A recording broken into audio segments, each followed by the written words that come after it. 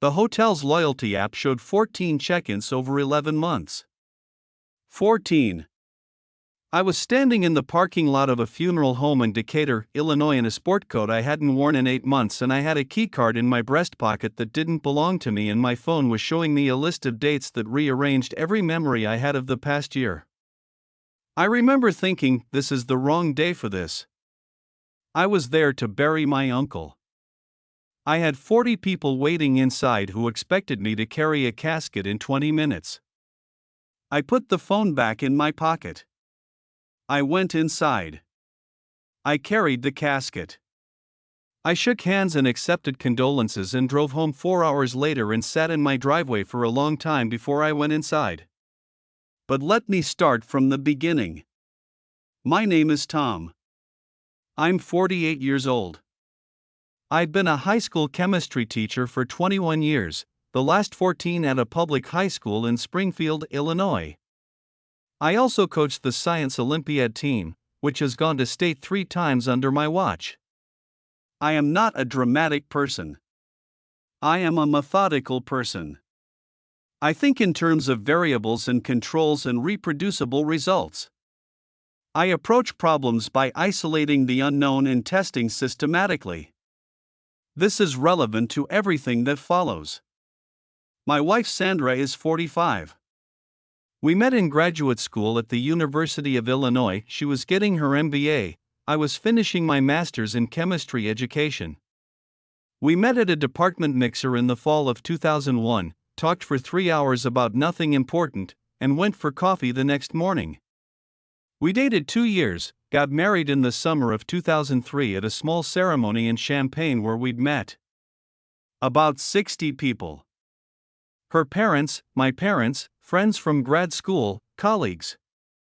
Sandra's family is from the North Shore of Chicago, Wilmette, Old Money, the kind of family where everyone went to the same schools and summered in the same places. I was from Rockford, public schools, State University. They were gracious about the difference. Sandra never made me feel it. We have 2 kids.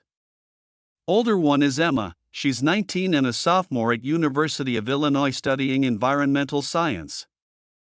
Younger one is Ben. He's 16 and a junior at the same high school where I teach, which is its own complicated thing, but we make it work. Sandra works as a senior financial analyst for a regional insurance company, has been there 9 years, good salary, mostly office-based with occasional travel to their offices in Chicago and Peoria. Our life was stable. Organized. The kind of life that runs on shared calendars and Sunday meal prep and routine that you build so slowly over 20 years that you stop noticing it's there until something breaks it. The sport coat had been hanging in the back of my closet since the previous spring. I'd wanted to a colleague's retirement dinner in April and hadn't touched it since. When my uncle passed in February and I needed something appropriate, I pulled it out, checked it over, hung it in the bathroom to steam out the wrinkles. I didn't check the pockets. I never checked the pockets of sport coats because I don't put things in sport coat pockets. I put it on the morning of the funeral and drove to Decatur. It was during the reception after the burial that I put my hand in the breast pocket looking for a pen. My cousin had asked me to write down a phone number. My fingers found a card instead of a pen. I pulled it out. It was a hotel key card. White plastic, magnetic strip, a small logo in the corner. The Marriott on Dirksen Parkway in Springfield. Room 214, handwritten in pencil on the back, the way hotel front desks sometimes do it. I stood there with a cracker and some cheese on a small plate and this keycard in my other hand, and I did the thing a methodical person does. I thought about it systematically. When had Sandra last worn this jacket? She occasionally borrowed my sport coats. She was tall, we were similar in build. She liked wearing oversized blazers sometimes around the house or on casual Fridays. I could place at least 2 occasions in the past year when she'd worn this particular coat. I could not place any occasion when I would have been in room 214 of the Springfield Marriott. I put the keycard in my pocket. I found a pen elsewhere. I wrote down my cousin's number. I finished the reception. In the car, for hours back to Springfield, I pulled up the Marriott Bonvoy app on my phone. Sandra and I had a joint account. We'd linked it years ago to accumulate points for a trip we'd been planning to Italy, always planning, never quite booking. The account was in both our names. I logged in. I went to the stay history. 14 stays. All at the Springfield Marriott on Dirksen Parkway. The earliest was in March of the previous year. The most recent was 6 weeks ago, in early January. All of them on weeknights, Tuesdays, Wednesdays, occasionally Thursdays. All of them in the same room, 214, or the adjacent room 216. Each stay one night. The points had been accumulating quietly in an account neither of us had checked in over a year. I pulled over at a rest stop on I-72.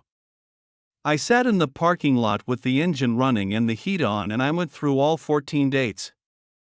I cross-referenced them in my memory against what I could recall Sandra telling me she was doing on those nights. Some of them I couldn't place at all: a Tuesday in September, a Wednesday in November. Weeknights blend together after 20 years of marriage. But 3 of them I could place specifically. One was a Tuesday in October when she told me she was working late for a quarterly close and would probably sleep at her office colleague Janet's place in Chatham rather than drive home at midnight. One was a Wednesday in December when she'd said she had a work dinner with clients from their Chicago office. One was a Tuesday in early January, 6 weeks ago, when she told me she was helping Emma move some furniture in her dorm room and would stay overnight in Champaign. I called Emma from that rest stop. I said, "Hey, did Mom come down in January to help you with furniture?" Emma said, "What? No. I haven't seen Mom since Christmas." I said, "Okay, never mind, I got confused." Emma said, "Is everything okay?" I said, "Fine, just tired from the drive. Love you." I hung up. I sat there another 10 minutes. Then I drove home. Sandra was in the kitchen when I got back. She'd made dinner, pasta, salad, garlic bread. Ben was already eating. She looked at me and said, "Long day. You okay?" I said, "Yeah. Tired." I sat down and ate dinner with my family, and I did not say one word about what was in my pocket. That night after Sandra went to bed, I sat at the kitchen table with a legal pad and I wrote down everything I knew. The key card. The 14 stays. The 3 dates I could specifically contradict. Emma's confirmation. I wrote it all down in the organized way I write things: columns, dates, notes in the margin. Then I looked at what I had and I thought about what a scientist does with preliminary data. You don't publish on preliminary data. You design the experiment. You run the controls. You collect enough to be certain. The next morning I called a locksmith contact I had, a guy named Pete who'd done some work on our house 2 years ago and who I'd stayed friendly with. I asked Pete if he knew a good private investigator. He gave me a name without asking questions. The PI was a woman named Carol Hedges, operated out of a small office on South 5th Street in Springfield, former Illinois State Police, 16 years on the job before she went private. I called her that afternoon from my classroom during my free period with the door closed. I met Carol 2 days later. I brought the legal pad. I brought the key card. I brought screenshots of the Marriott Bonvoy stay history. Carol looked through everything carefully. She was in her mid-50s, reading glasses, precise manner, reminded me a little of the department chair I'd had in graduate school. She said, "You've done good preliminary work." I almost smiled at the word preliminary. She said she needed 4 to 6 weeks, ideally catching a live event, an actual stay, to document properly. She said her rate was $80 an hour plus expenses. I said fine. The question was how to know when the next stay was coming. I couldn't exactly monitor the Marriott Bonvoy app in real time. But I could look at the pattern. 14 stays over 11 months. Roughly 1 to 2 per month. Tuesdays and Wednesdays predominantly. I told Carol the pattern. She said she'd be ready. I also did 2 other things in those first weeks. First, I called a family law attorney in Springfield named Douglas Reeves, whom a colleague of mine had used in a divorce 3 years earlier and spoken highly of. Douglas and I met on a Thursday evening. I laid out what I had. He walked me through Illinois divorce law. Illinois is a no-fault state, he explained, but documented adultery can be relevant to certain financial determinations, particularly if marital funds were spent. He asked about the hotel bills. I said I didn't know yet who was paying. He said that was important to find out. Second thing I did, I very carefully, over the course of 2 weeks, went back through our joint credit card statements for the past 11 months. We had 2 joint cards and 1 card Sandra had individually that I was an authorized user on. I had access to all 3 through our online banking. I went through every statement line by line. The Marriott charges were not on any of our joint accounts. They were not on the card I was authorized on. Which meant either Sandra had a card I didn't know about, or someone else was paying for the rooms. I told Carol this. She said, someone else is probably paying. She said, that means there's a man with his own financial trail and she'd look for it. 3 weeks into Carol's surveillance, on a Wednesday evening in March, Sandra told me at dinner that she had a work event the following Tuesday, a regulatory compliance training her company was requiring all senior analysts to attend, running Tuesday afternoon through Wednesday morning. They'd put everyone up at a hotel in Peoria. She said it apologetically. She said she was sorry for the short notice. She said she'd be back by noon Wednesday. Ben asked if he could have friends over Tuesday night. I said we'd see. I texted Carol that night, Tuesday. She replied, I'll be ready. Sandra left Tuesday afternoon around 2. Carol followed her from our house. I was at school teaching AP chemistry to 17 juniors and trying to keep my face completely neutral for 6 straight hours. Carol called me at 9:15 Tuesday night. She said, she's at the Marriott on Dirksen. Room 216. She arrived at 4:50. A man arrived at 5:20. He's still there. She described him. Late 40s, medium height, dark hair going gray, drove a black BMW 5 Series, Illinois plates. She had photographs. She said she'd stay until morning. Carol called me at 7:40 Wednesday morning. She said Sandra had left at 7:10. The man had left at 7:25. She had photographs of both departures, both faces clearly visible, both license plates documented. She had his plate number. The BMW was registered to a man named Richard Calloway. 49 years old. Partner at a financial consulting firm in Chicago, the firm's Springfield office on South Grand Avenue. Married. Wife named Diane, 3 kids, lived in a suburb of Chicago called Hinsdale. He'd been splitting his time between Chicago and Springfield for work, apparently a regular enough presence in Springfield that he had a parking spot at his firm's office. Carol found all of this in 48 hours.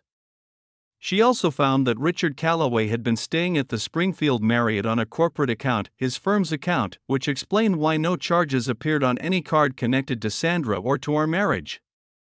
Richard Calloway was paying for the rooms on his company's dime, which meant his employer might have an interest in knowing what their corporate account was being used for. Douglas Reeves, when I told him this, said that was not our concern legally but noted that it was an interesting detail. Carol documented 2 more visits over the following 3 weeks. Richard Calloway. Same Marriott. Same pattern. By the end of April, I had a full documented case: the Marriott Bonvoy stay history, the keycard, 3PI documented visits with timestamped photographs, license plate records, Richard Calloway's identity and background, and 16 dates spanning 11 months that I could now account for. Douglas filed the divorce petition in early May. Sandra was served on a Thursday morning while I was at school. Ben was at school. The house was empty when the process server came, which Douglas had advised. Sandra called me at 11:17 a.m. I was between classes. I let it go to voicemail. I listened to the message during my lunch period sitting in my car in the school parking lot. She said my name 3 times and then she said she could explain and then she stopped talking. The message was 41 seconds long. I texted Douglas. He called her attorney. Here is something I want to say clearly because I think it matters. Ben was 16 when all of this happened. He was a junior at my school. He saw me every day at home and in the hallways. I had to be functional. I had to teach. I had to coach Science Olympiad. I had to make dinner and ask about homework and drive him to his guitar lessons on Thursday afternoons. I had to do all of that while this was happening. There were days it was very hard. There were days I taught a full lesson on equilibrium reactions and drove home and sat in the garage for 15 minutes before I could go inside. But I did it. You do what needs doing. Emma came home from Champaign for a weekend in June. I told her in person, just the 2 of us, sitting in the backyard on a Saturday morning. She already knew something was wrong. Kids always know something is wrong. She took it hard and then she got very quiet and then she asked if I was okay. I said I was going to be. She said, "I know you are." We sat out there for about an hour without talking much. It was a warm morning. The neighbor was mowing. It was a very ordinary Saturday and also one of the most significant conversations of my life. The divorce proceedings moved through the summer. Illinois no fault, but Douglas had built a clear record. The primary financial questions were the house, we'd been in it for 16 years, significant equity, $220,000 worth, and Sandra's pension from her company, which she'd been building for 9 years, and my teacher's pension, which I'd been building for 21 years. The house sold in August. We'd bought it for $187,000 in 2007 and it sold for $334,000. After paying off the remaining mortgage, the equity was $241,000. Split evenly, $120,500 each. Sandra's attorney had pushed for a share of my teacher's pension given the length of the marriage. Douglas pushed back. The documented stay history, the established pattern, the PI evidence, none of it triggered automatic fault penalties under Illinois no-fault law, but Douglas used it effectively in mediation to establish leverage. Sandra's attorney understood the leverage. The pension negotiation settled with Sandra receiving a smaller share than she'd initially sought, a meaningful difference over the life of a pension I'd been building for 21 years. I stayed in Springfield. I rented an apartment near the school, walking distance, actually, which I'd never had before. I walk to work in the morning and I walk home in the afternoon, and this small thing has changed the texture of my days in a way I didn't anticipate. Ben is with me more nights than not. He chose that. Sandra didn't contest it. He graduates next spring. He wants to study mechanical engineering. We've been visiting campuses on some weekends, driving down to Champaign, up to Evanston, over to West Lafayette. He asks good questions on the tours. Better questions than I asked at his age. I found out through a peripheral connection that Richard Calloway's firm did eventually discover that their corporate Marriott account had been used for 14 personal stays over 11 months. I don't know exactly what consequences followed from that. I know he's no longer listed as a partner on the firm's website. I know this the way you know things you weren't looking for. It just came across my field of vision and registered. I still teach the same classes. AP Chemistry. Regular Chemistry. I still coach Science Olympiad. We went to state again this past spring, 4th time under my watch. I stood on the gymnasium floor of a high school in Peoria watching my students work through a materials science challenge, and I felt the particular satisfaction of watching people you've helped develop do something genuinely difficult well. It's a feeling I've always had in this job, and it hasn't changed. It's still there. Reliable as a controlled experiment. Some things you lose. Some things you keep. The work has always been one of the things I keep. I think about Sandra sometimes. Not with anger, the anger was loudest in those weeks of building the case when I couldn't say anything, and it burned off somewhere in the mediation process and hasn't come back with much force since. I think about her the way you think about a long equation you worked through. You understand every step, you know where it went wrong, and you've moved on to the next problem. The Italy trip we never took. I'm going to go. Emma has already said she wants to come. We're looking at late September, after her semester starts but during a break. Rome first, then south. I've been reading about it the way I research things, methodically, with notes. I have a folder on my laptop labeled Italy 2026. It has 19 documents in it so far. I'll be ready.